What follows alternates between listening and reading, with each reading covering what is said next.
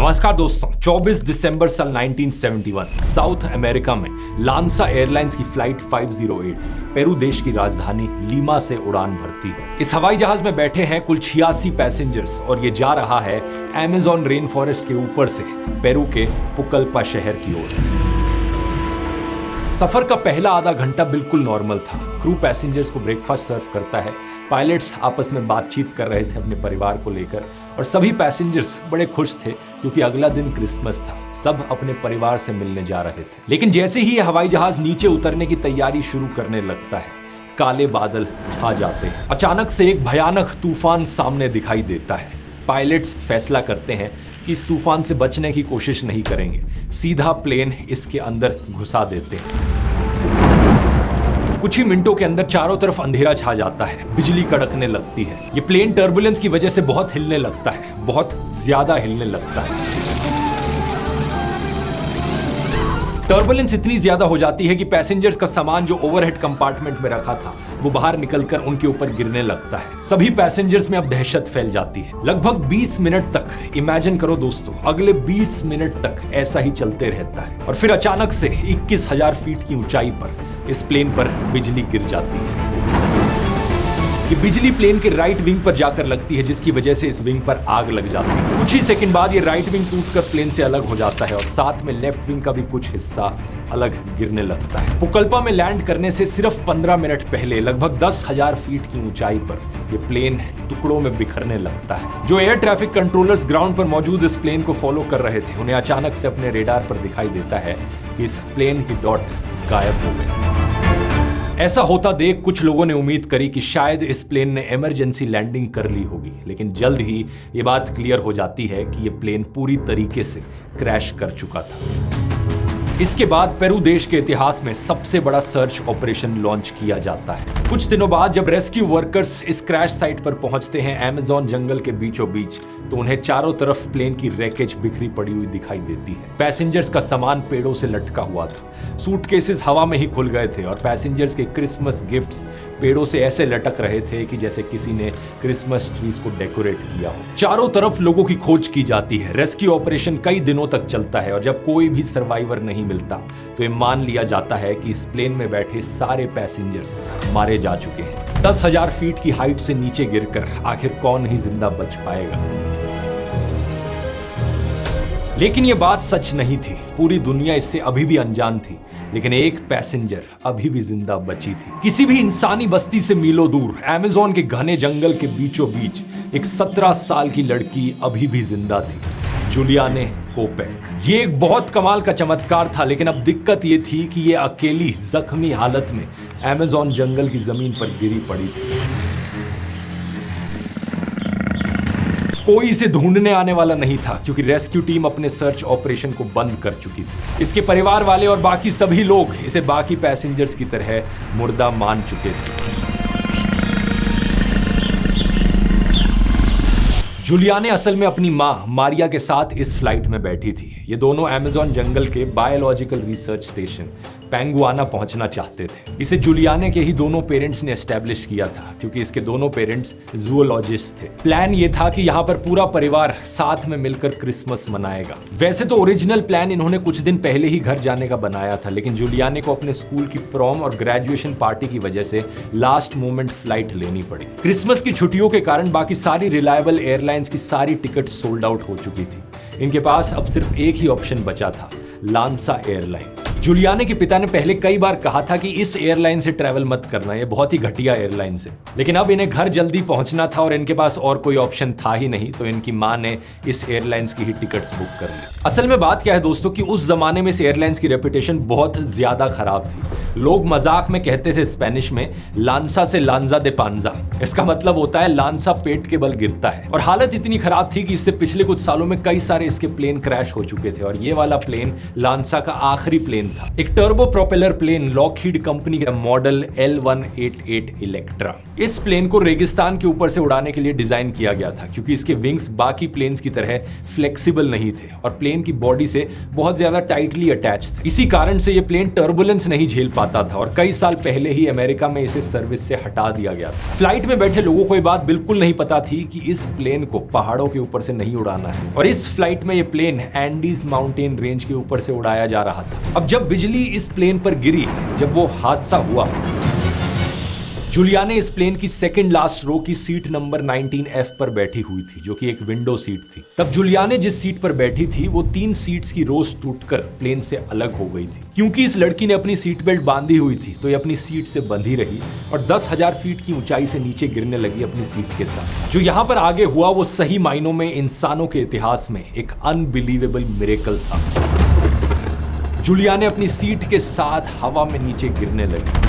Plane के शोर और चीख पुकार के मुकाबले अब सिर्फ हवा की तेज आवाज सुनाई दे रही थी। हवा के प्रेशर से ये सीट बेल्ट उसके पेट में इतनी जोर से धंस रही थी कि सांस लेना मुश्किल हो रहा था। नीचे अमेज़न का घना जंगल था, पेड़ इतने घने थे कि जमीन नजर नहीं आ रही थी और ऐसा लग रहा था जैसे ब्रोकली का खेत हो। गिरते गिरते ही जूलिया ने हवा में ही बेहोश हो जाती है और जब उसे होश आता है तो उसे दिखता है कि वो नीचे जंगल की जमीन पर पड़ी हुई थी। तारीख थी 25 दिसंबर, क्रिसमस की सुबह। पूरी रात बारिश हुई थी जिसके कारण उसके कपड़े कीचड़ में सन गए थे और जूलिया ने पूरी रात बेहोश रही थी। होश में आने के बाद ये कई बार कोशिश करती है खड़े होने की, लेकिन जैसे ही कोशिश करती है तुरंत उसके एकदम बाद फिर से बेहोश हो जाती है। कई बार ये अटेम्प्ट्स करने के बाद वो किसी तरीके से होश बनाए रखती है और आखिरकार खड़ी हो जाती है। खड़े होने के बाद उसको एहसास होता है कि उसकी एक कॉलर बोन टूट गई है, घुटने में भारी मोच आई है और राइट शोल्डर और लेफ्ट काफ में कुछ जख्म आए हैं। इसके अलावा एक आंख सूजकर पूरी तरीके से बंद हो चुकी है और दूसरी से भी हल्का सा एक लाइन जितना ही नजर आ रहा है। पहले से ही जूलियाने की नजर कमजोर थी और अब इसका चश्मा भी खो गया था। एक सैंडल भी गायब था और उसे कॉन्कशन भी था। लेकिन एक सवाल जो आपके मन में यहाँ उठ रहा होगा, आखिर इतनी ऊंचाई से गिरने के बाद ये जिंदा कैसे बची रही? 3 मिरेकलस चीजें हैं दोस्तों जिसकी वजह से इसकी जान बची। पहला, तूफान के नीचे से ऊपर की तरफ चलने वाली तेज हवाएं, जिन्हें अपड्राफ्ट्स कहा जाता है। जमीन से आसमान की तरफ हवा बह रही थी तूफान की वजह से। इसकी वजह से कोई भी चीज जो गिरती वो ऊपर की तरफ पुश हो जाती। इन हवाओं ने जूलियाने की गिरने की रफ्तार को धीमा कर दिया। दूसरा, गिरते वक्त इसकी सीट्स की रोज बहुत तेजी से घूम रही थी। इतनी तेजी से गोल गोल घूमने लगी कि ये हेलीकॉप्टर के पंखों की तरह काम करने लगी। इस वजह से गिरने की स्पीड और कम हो गई। और तीसरा, अमेज़न जंगल के घने पेड़ों के घने पत्तों ने और वहां मौजूद जंगल की बेलों ने एक जाल सा बना लिया था जो एक गद्दे की तरह एक्ट किया। इसकी वजह से जब वो गिरी तो जमीन पर सीधे टक्कर लगने से बच गई।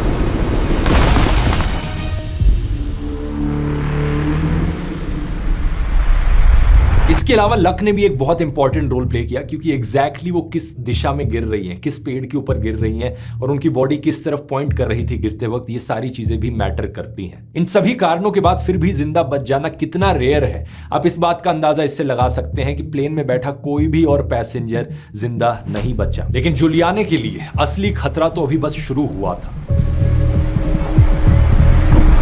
अमेज़न के घने जंगल के बीचों बीच ये एकदम अकेली थी। इसने अपने हाथ पैरों से इधर उधर घूमकर अपनी मां को आवाज देने की कोशिश की, लेकिन कोई जवाब नहीं आया। जंगल में आवाज थी तो सिर्फ मेंढकों की, कीड़े मकोड़ों की और चिड़ियों की। लेकिन अच्छी खबर यह थी कि जूलियाने के लिए यह अमेज़न का जंगल नया नहीं था, क्योंकि ये कोई आम शहरी लड़की नहीं थी। इसने अपने जिंदगी के 3 साल अपने जूलॉजिस्ट पेरेंट्स के साथ पेंगुआना रिसर्च स्टेशन में बिताए थे। इसे पता था कि जंगल में जहरीले जानवर कौन से हैं, कौन से पौधे खतरनाक हैं और मुश्किल में क्या करना चाहिए। ये जानती थी कि ऐसी सिचुएशन में इतनी जख्मी हालत में भी डरना नहीं है बल्कि सोचना है। कुछ घंटों के रेस्ट के बाद जूलियाने की हालत ऐसी हो जाती है कि वो ठीक ठाक तरीके से चल पाती है। पहला काम वो करती है अपनी माँ और बाकी पैसेंजर्स को सर्च करने का, चिल्लाकर आवाज देती है, मॉम!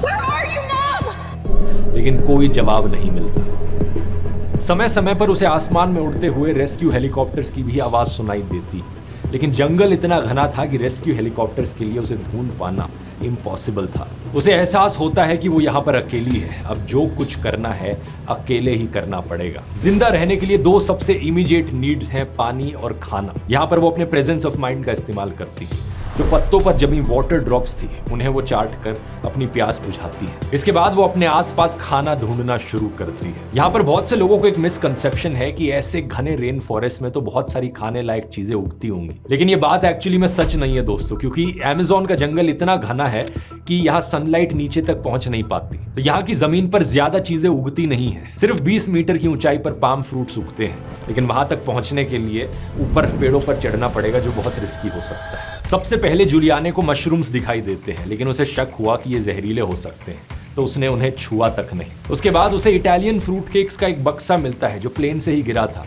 लेकिन रात भर बारिश की वजह से अब खाने लायक बचा नहीं था। फिर थोड़ी दूर चलने के बाद प्लेन से ही गिरा हुआ एक कैंडीज का पैकेट मिलता है। इसमें सिर्फ 30 कैंडीज थी। वो सोचती है कि पता नहीं कितने दिन तक मुझे सिर्फ इन कैंडीज पर ही गुजारा चलाना पड़े, तो हर दिन वो सिर्फ कुछ गिनी चुनी कैंडीज ही खाने का डिसाइड करती है। इसके हाथ में एक घड़ी भी थी जो उसकी दादी ने गिफ्ट दी थी। अब अगला फैसला बहुत मुश्किल था। जूलियाने को पता था कि अगर उसे सरवाइव करना है तो उसे चलते रहना होगा जब तक उसे कोई इंसानी बस्ती नहीं दिखाई दे जाती, लेकिन उसे समझ नहीं आ रहा था कि किस दिशा में चला जाए। वो कुछ घंटे तक क्रैश साइट के आसपास ही भटकती रहती है। फिर उसे अचानक से एक आवाज सुनाई देती है, पानी टपकने की।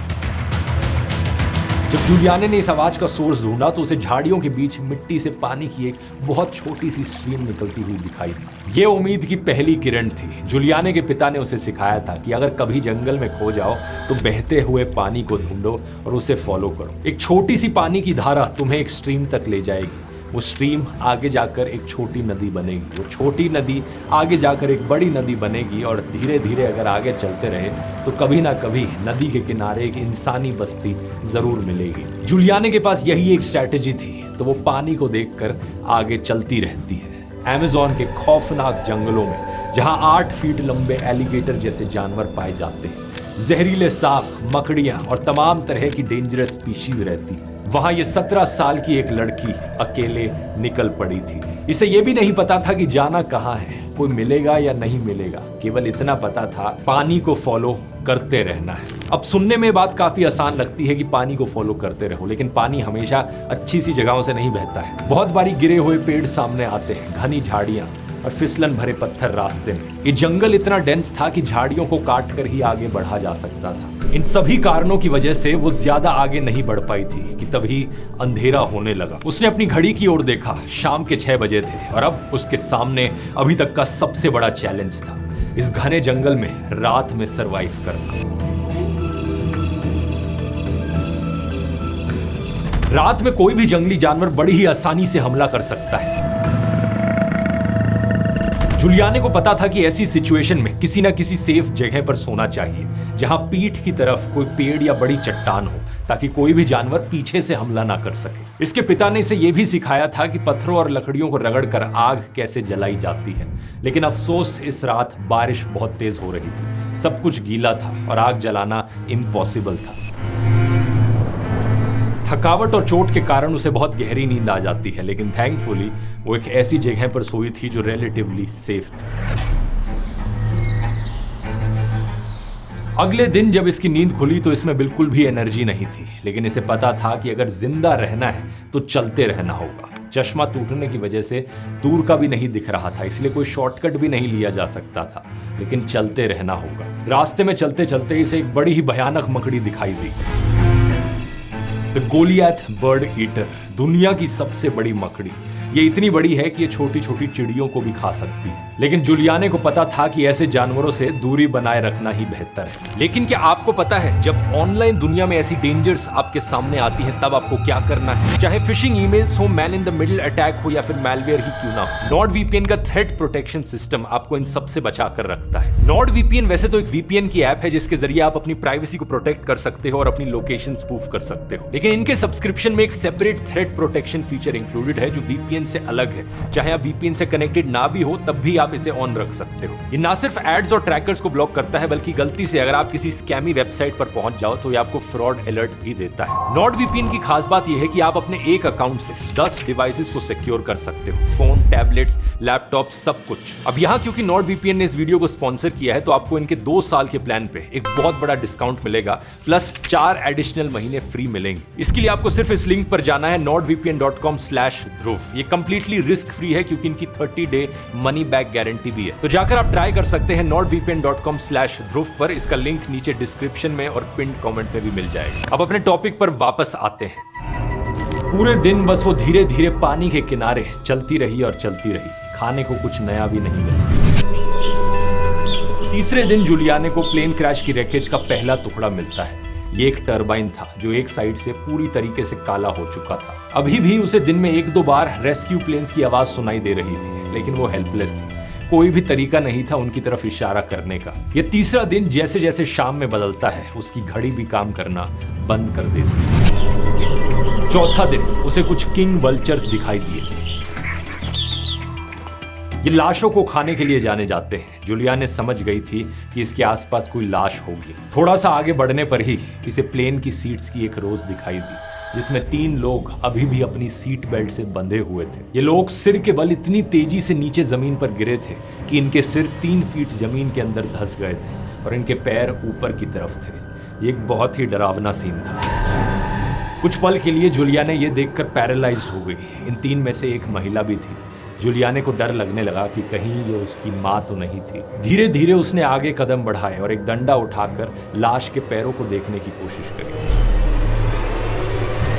जैसे ही वो थोड़ी करीब आई तो उसे दिखाई दिया कि नाखूनों पर नेल पॉलिश लगी थी। ये देखकर उसे थोड़ा सा रिलीफ महसूस हुआ क्योंकि उसकी मां नेल पॉलिश नहीं लगाती थी। जूलियाने ने आसपास देखा कि कहीं और कोई बॉडी या कोई इंजर्ड पैसेंजर तो नहीं, लेकिन मेटल के टुकड़ों के अलावा वहां कुछ भी और नहीं था। उसने फिर से आगे बढ़ना शुरू कर दिया। पानी के किनारे किनारे आगे बढ़ती रही।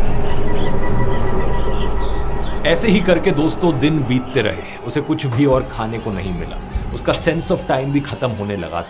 पता नहीं क्या टाइम हो रहा हो, पता नहीं कौन सा दिन है। सारे दिन एक जैसे लगते और सारी रातें एक जैसी। वो मानसिक रूप से इतनी कमजोर हो चुकी थी कि अब उसे ये भी याद नहीं था कि जंगल में घूमते हुए कौन सा दिन हो गया था। जूलियाने अपने मन में सिर्फ एक ही चीज दोहराए जा रही थी कि पानी को फॉलो करते रहना है, पानी को फॉलो करते रहना है।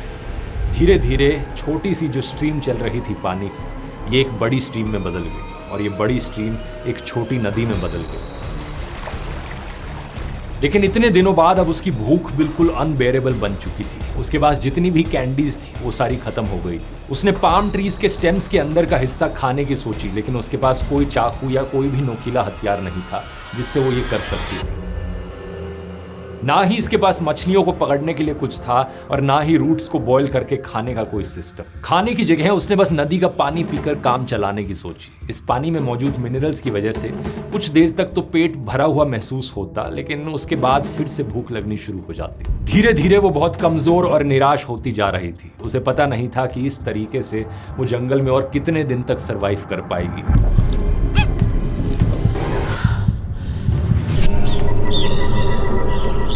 छठे दिन जूलियाने को एक चिड़िया की आवाज सुनाई देती है और ये सुनते ही उसे अचानक से जोश आ जाता है। इस आवाज को सुनकर वो तेजी से चलने लगती है। असल में ये एक होट्जिन बर्ड की आवाज थी जो उसने पहले भी सुनी हुई थी। उसे पता था कि ये चिड़िया किसी बड़ी नदी के पास खुले पानी के नजदीक ही अपने घोंसले को बनाती है। इसका मतलब था कि एक बड़ी नदी अब बहुत नजदीक थी और जैसे ही वो कुछ कदम और आगे चली, उसे दिखा कि उसकी स्ट्रीम अब आगे जाकर एक नदी में मिल रही है। लेकिन इस बड़ी नदी के किनारे पहुंच पाना बड़ा मुश्किल था क्योंकि स्ट्रीम का मुंह लकड़ी के टुकड़ों और मोटी झाड़ियों से बंद था और यहाँ से जूलियाने का क्रॉस कर पाना नामुमकिन था। इसलिए वो वापस उल्टा मुड़ती है और जंगल में घूमकर इस बैरियर को क्रॉस करती है। इसमें कई घंटों का समय लग गया, लेकिन आखिरकार अब वो एक बड़ी नदी तक पहुंच गई थी। ये लगभग 30 फीट चौड़ी नदी थी। जंगल में इतने दिन चलने के बाद जूलियाने को पहली बार एक साफ खुला आसमान दिखाई दिया,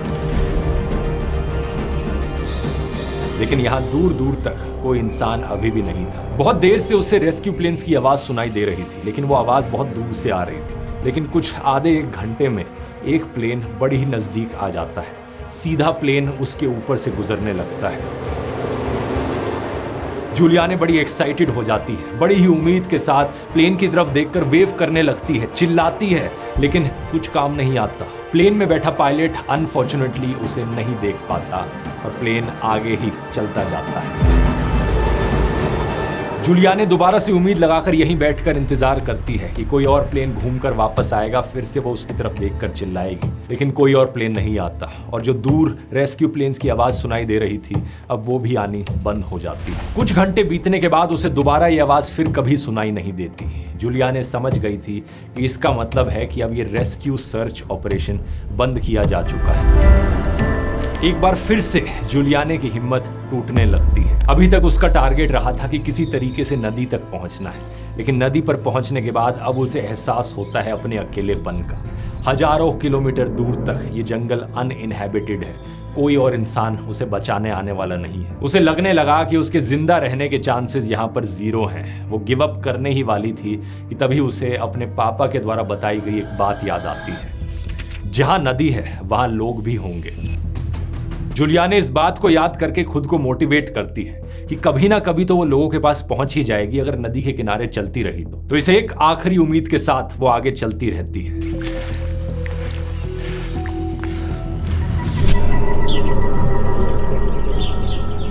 दिन बीतते रहते हैं, लेकिन दिन के बीतने के साथ उसकी हालत भी बिगड़ती जा रही थी। उसके हाथ में जो घाव थे उन पर मक्खियों ने अंडे दे दिए थे। Was this wound that I had on my arm? The flesh flies had laid their eggs there. Maggots had hatched and they had eaten themselves deep into my flesh. उन अंडों से अब कीड़े निकलने लग गए थे, छोटे छोटे मैगट्स। इन कीड़ों को अपने घाव से सिर्फ अल्कोहल या केरोसिन से बाहर निकाला जा सकता था, लेकिन जूलियाने के पास इन दोनों में से कोई भी चीज नहीं थी। उसके पास बस अपनी एक सिल्वर रिंग थी। इस रिंग को खोलकर इसने कीड़ों को निकालने की कोशिश करी, लेकिन ये कीड़े इसकी स्किन के बहुत अंदर तक घुस गए थे। अब इसे डर लगने लगा कि ये घाव इन्फेक्ट हो गया तो इसे अपना हाथ भी काटना पड़ सकता है। इसके अलावा इसने अपनी अपर बैक की स्किन को देखा जो बुरी तरीके से जल चुकी थी। ये अब धीरे धीरे उतरने भी लगी थी और यहाँ से भी खून बह रहा था। इन सभी प्रॉब्लम्स को लेकर वो कुछ नहीं कर सकती थी, तो उसने वही किया जो उसके हाथ में था। नदी के साथ किनारे किनारे आगे बढ़ते रहो। कुछ समय बाद उसने रियलाइज किया कि धीरे धीरे नदी के किनारे किनारे चलने की जगह क्यों ना नदी के अंदर कूदकर स्विमिंग ही कर ली जाए। तो वो नदी के अंदर कूद जाती है और नदी के बहाव के साथ पानी में बहती चली जाती है। घंटों तक नदी में बहने के बाद उसे किसी घर की छत दिखाई देती है और कुछ देर बाद उसे मुर्गी की आवाज सुनाई देती है, लेकिन ये दोनों ही चीजें सच नहीं थी दोस्तों। असल में वो हेल्यूसिनेट कर रही थी। जैसे जैसे अंधेरा होने लगता है वो नदी से बाहर निकल जाती है शेल्टर लेने के लिए, और फिर जैसे ही अगले दिन सुबह होती है वो वापस नदी के अंदर कूद जाती है।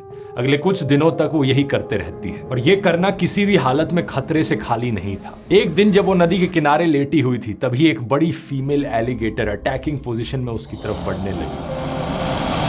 यहाँ एक बार फिर जंगल को लेकर जूलियाने की नॉलेज काम आई। उसे पता था कि इस टाइप के एलिगेटर्स पानी में अटैक नहीं करते, तो वो सीधा पानी में चली गई और फ्लो के साथ दोबारा बहने लगी। कई दिन तक ये चीज बार बार करने के बाद वो ठंडे पानी की वजह से और कमजोर हो चुकी थी। खाना अभी भी एक बड़ी प्रॉब्लम थी। उसने मेंढकों को पकड़कर खाने की कोशिश की, लेकिन अब तक वो इतनी कमजोर हो चुकी थी कि उसे मेंढक भी नहीं पकड़ा गया। नदी के किनारे चलते चलते उसे बाद में हिरण जैसे कई तरह के जानवर भी मिले और ये बिल्कुल भी एक अच्छा साइन नहीं था।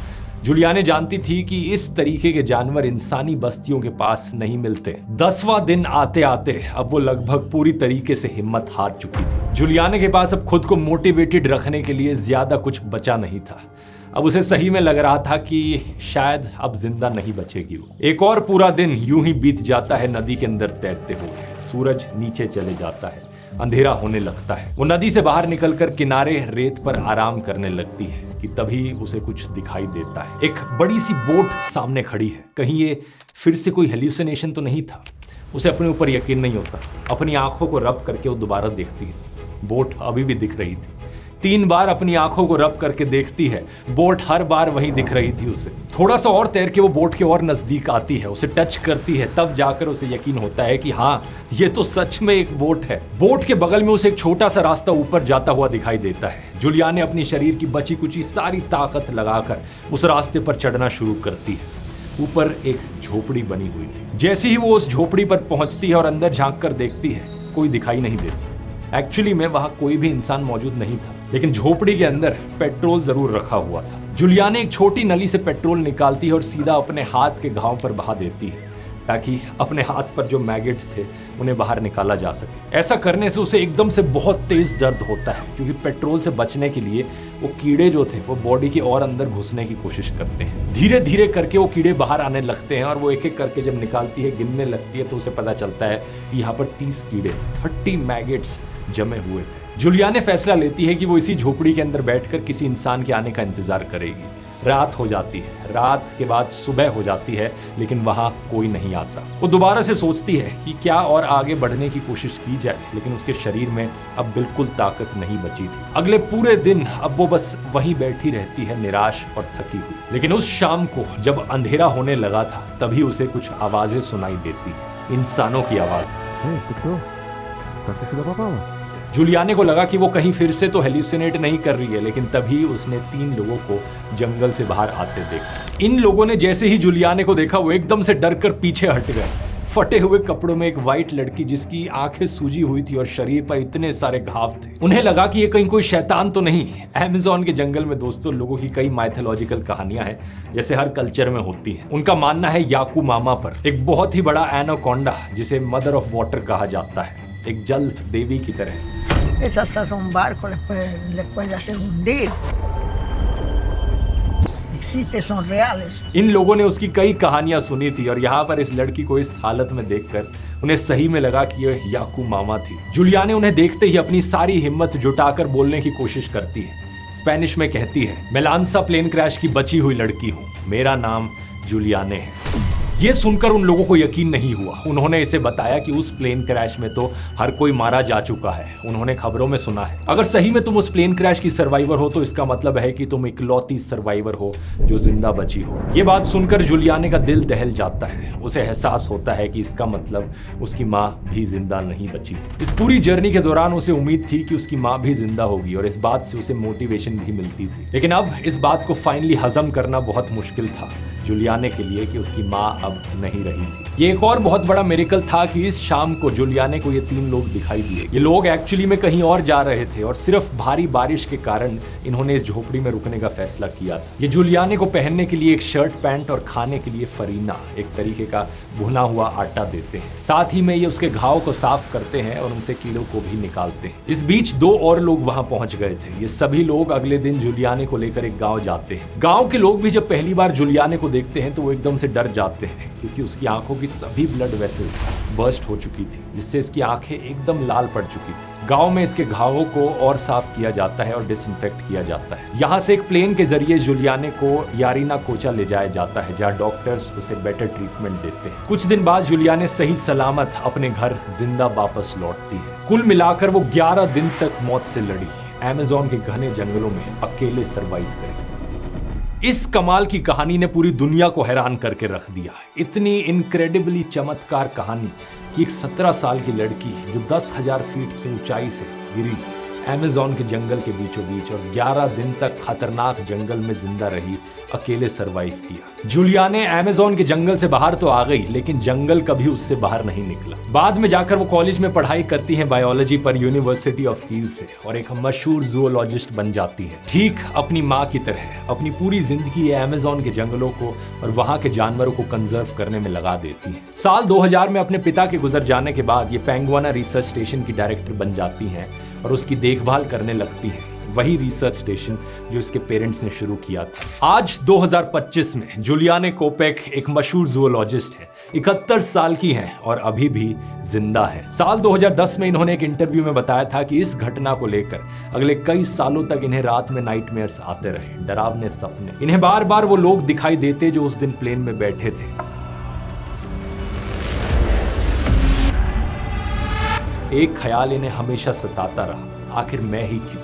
आखिर मैं ही क्यों जिंदा बची और लोग क्यों नहीं? इसका जवाब शायद उन्हीं की हिम्मत और दृढ़ निश्चय में छिपा है। बाद में जब इन्वेस्टिगेटिव टीम उस क्रैश साइट पर पहुंची तो उन्होंने पाया दोस्तों कि 14 और लोग क्रैश को सरवाइव कर चुके थे। 14 और लोग जो प्लेन क्रैश के बाद भी जिंदा थे, लेकिन रेस्क्यू का इंतजार करते करते मारे गए। लेकिन जूलियाने ने अपनी नॉलेज, अपनी हिम्मत और अपने पेरेंट्स के द्वारा सिखाई गई चीजों को याद रखा और उन्हें इंप्लीमेंट किया और खुद से रास्ता बनाया। उन्होंने आखिरी दम तक हार नहीं मानी थी और शायद यही फर्क था उनमें और बाकी सब में। इस कहानी से हम सबको सीख लेनी चाहिए, चाहे जितने भी मुश्किल हालात आए हमारी जिंदगियों में। इस कहानी को याद करना और सोचना, जूलियाने जितनी मुश्किलें तो कभी नहीं आएंगी। अगर एक 17 साल की लड़की इतना संघर्ष कर सकती है इन सारी मुसीबतों से निपटने के लिए, तो आप अपनी मुसीबतों से तो निपट ही सकते हैं। अगर ये वीडियो पसंद आया दोस्तों और मोटिवेटिंग लगा तो ऐसा ही एक और जबरदस्त मोटिवेशनल वीडियो आपको सजेस्ट करना चाहूंगा, ये वाला।